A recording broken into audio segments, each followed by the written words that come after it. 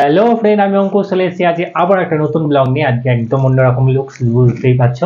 আজকে হচ্ছে জন্মাষ্টমী, গোপুর জন্মদিন। তো তার জন্য আমি পুরোপুরি রেডি হয়ে গেছি, এখন পুজো দিতে যাবো। তো সকাল থেকে কি কি করেছি, গঙ্গায় স্নান করেছি এবং তারপর রান্না বান্না সমস্ত কিছু হয়েছে।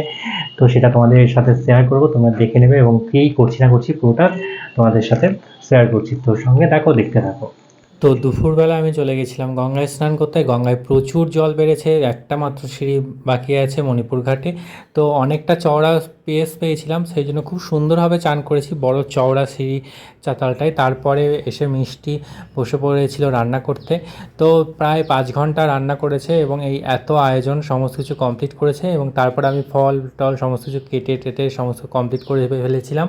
এটা হচ্ছে সুজির মালপোয়া, তারপর আছে সুজির পায়েস, তারপর তালের বড়া, তারপর আছে সাবুর পায়েস এবং 5 রকমের ফল কাটা ছিল।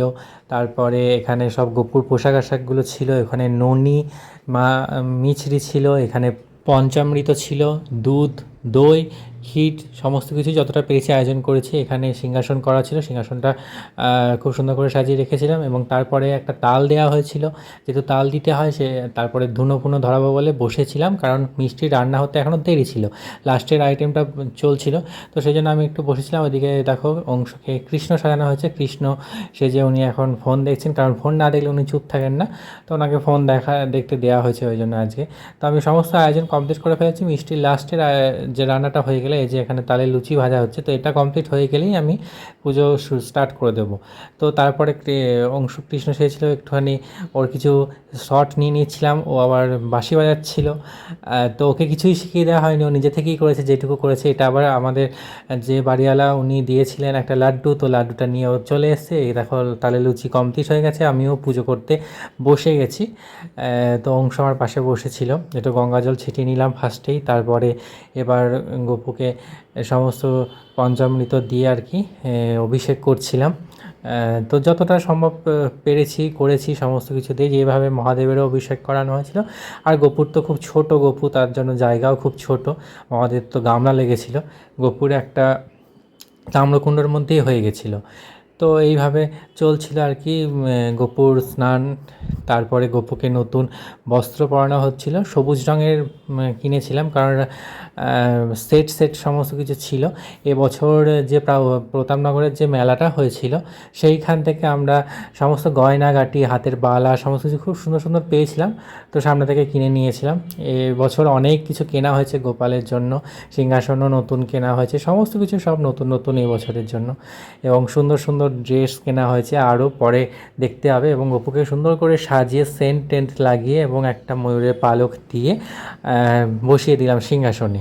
এবং তারপর একটু ফুল দিয়ে দিচ্ছিলাম, খুব ভালো লাগছিলো, কারণ এবছর প্রথম এত সুন্দরভাবে পুজো করতে পারলাম, কখনো করতে পারিনি গপু আসার পর থেকে।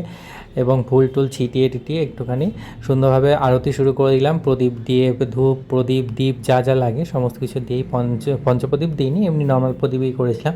দেখো ধূপ দিয়েছিলাম, তারপরে গেছিলাম পানি শঙ্খ, তারপরে যা যা থাকে আর কি, কর্পূর দিয়েছিলাম। কর্পূরটা তো প্রতি শনিবার আর মঙ্গলবার এখন জ্বালানো হয়। আর তারপরে চামড় টামড় দিয়ে, ময়ূরের পাখা দিয়ে খুব সুন্দর করে যতটা পেরেছি করার চেষ্টা করেছি, এবং লাস্টে ধুনো। তো এইভাবেই আজকে জন্মাষ্টমী যতটা পারলাম সন্ধ্যের দিকে করেছিলাম এবছরের জন্মাষ্টমী। অন্যবার তো সকাল সকাল করিনি, কিন্তু এবছর সন্ধ্যের দিকে করেছিলাম। তো গপুর সামনে সমস্ত মিষ্টি ফিষ্টি 5 রকমের মিষ্টি ছিল, তো সমস্ত কিছু আয়োজন সামনে দিয়ে দিয়েছিলাম, কারণ এবার গপুকে ভোগ নিবেদন করে দেবো। এবং মিষ্টি একটুখানি ফুল দেবে, সারাদিন উপোস টুপোস করে রান্নাবান্না করেছে, তার জন্য একটু ফুল টুল দিয়ে নিল। আর এইভাবেই আমরা এবছর জন্মাষ্টমীটা করলাম। তোমাদের কেমন লাগলো অবশ্যই বলো, এই আয়োজনগুলো কেমন হয়েছে আর কতটা কি ঠিক হয়েছে, কতটা কি ভুল হয়েছে অবশ্যই বলবে। তাহলে আশা করব সামনের বছর আরও সুন্দরভাবে সেই ভুল ত্রুটিগুলো ঠিকঠাক করার। আর আমাদের দেখো ভোগ নিবেদন করা হয়ে গেছিলো, আমরা ঘর খুলে এসে দেখছিলাম। এবং ঠাকুরের প্রসাদে কিন্তু এবার ব্যাপক স্বাদ হয়েছিল, যারা যারা খেয়েছে সবাই বলেছে, মানে মনেই হচ্ছে যে গপু ভোগ গ্রহণ করেছে। ওই স্বাদটা কিন্তু অন্যদিন রান্নায় হয় না। তো আজকের মতো টাটা।